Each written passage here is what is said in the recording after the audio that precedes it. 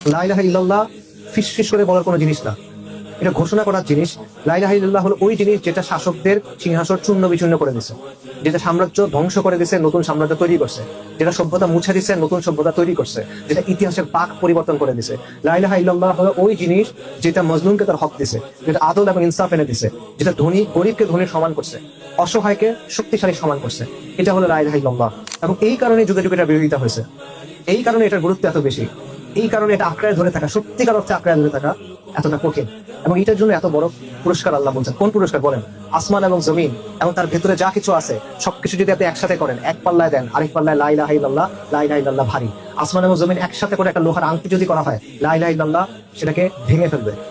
99টা আমল নামা দিগন্ত বিস্তৃত, এক পাল্লায়, আরেক পাল্লায় শুধুমাত্র আশহাদু আল্লা ইলাহা ইল্লাল্লাহ ওয়া আশহাদু আন্না মুহাম্মাদুর রাসূলুল্লাহ, এটা ভারী হবে। এই জন্য এত পুরস্কার এটার জন্য। আর কারো কর্তৃত্ব নাই, আর কারো রাজত্ব নাই, আর কারো সার্বভৌমত্ব নাই, আর কারো মুলকিয়াত নাই, আর কারো কথা চলে না, আর কারো কথা মানার কিছু নাই।